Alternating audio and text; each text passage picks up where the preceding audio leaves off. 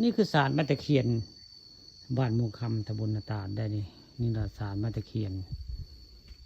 ไม้โบราณบ้านมุงคำตำบลนาตาลมองนี่ก็เสื้อผ้านางตะเคียนมาได้อันนี้คนเคยมาได้เลขได้เบอร์ก็มีได้เลยนี่เขาเจ้ามาอันทาแป้งทายังได้เลขได้หวยได้เลยนี่บริเวณศาลไม้ตะเคียนบ้านมุงคำตำบลนาตาลนั่นนี่ศาลไม้ได้ไม้โบราณนี่ศาลไม้โบราณบ้านมุงคำตำบลนาตาล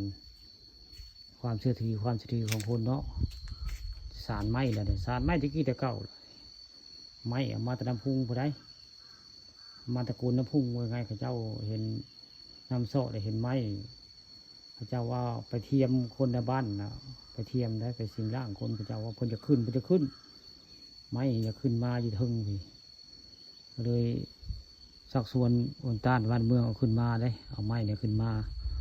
ไว้ทั้งทึ่งกันแหละไม้อยู่บริเวณผู้ใดอันมงพญาหินพญาเต่าหินทางโค้งไปบ้านเขากลางผู้ใดมงนั่นแหละน้ำยืนน้ำพุ่งนั่นแหละมงเขาเจ้าเอามาอันนี้ไม้อันนี้เขาว่าไม้ท่าเพอันนี้ไม้ท่าเพไม้โบราณตะเก่าอันนี้เขาเอามาท่าเพได้พอเศร้าวันนี้พวกข้าปาราคำประชุมก็เลยบอกว่ามาจะเรื่องไม้โบราณสารไม้ตะเคียนบ้านวงคำตะบนนาตาลเนี่ยสารได้สารไม้ก็ได้มองนี่สารไม้ตะเคียนแหละไม่บงคำตะบนนาตาลเจ้าเหลี่ยมไว้ได้เงามาเหลี่ยมแบบนี้นะเงามาชิ้นเหลี่ยมแบบนี้นะเจ้าเหลี่ยมไว้คาดว่ามันจะเป็นท่าเพนี่อย่างกับบูรูได้แต่ว่าเจ้าเอามาว่าไปสิ่งร่างคนแล้วว่าจะพ้นจะขึ้นมาอยู่พี่ไม้จะขึ้นมือทึ่งพี่ง่ายก็ยังเบิกอยู่ในน้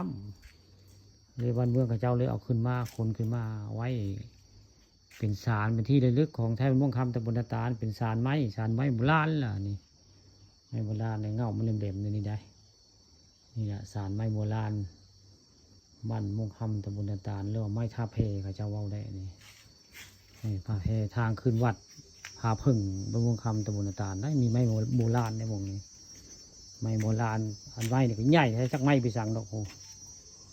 บักใหญ่เชิงครึ่งนะเขาเจ้าวันนี้เหลี่ยมได้เหลี่ยม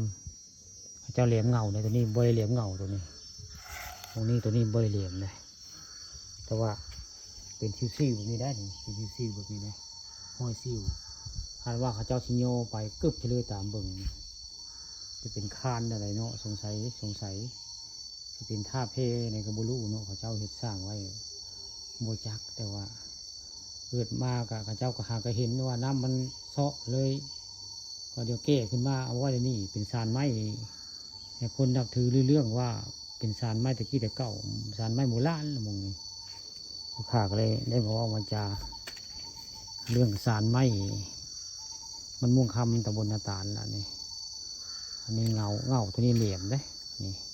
เหลี่ยมเงาได้ตัวนี้ครับใบเหลี่ยมตัวนี้แต่ไม้ให้ใหญ่พอสมควร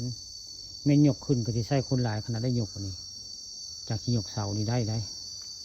ถ้าว่าคนสมัยแต่เก่าคือสิบท่านสมัยคือมือเนี่ยแต่พระเจ้าว่าข้าเจ้ายกได้แบบใดเนาะแต่ข้าเจ้าลำลือว่าสมัยคนไทยคนแปดซอกก็ได้ข้าเจ้าว่าอันนี้แต่แม่บ่แม่ดอกผ่านนี่เขาว่าสร้างเพลงสมัยคนแปดซอกก็ได้ว่าจันไม้โบราณนะนี่คนตะกี้ตะเก่าได้เห็นมามันเป็นคนสมัยใหม่ได้เห็นแต่ห้อยซิ่วไม้โบราณวันมุงคำตะบนนาตาลนี่แหละไม้โบราณละไม้โบราณเป็นมุงคำตำบลนาตาล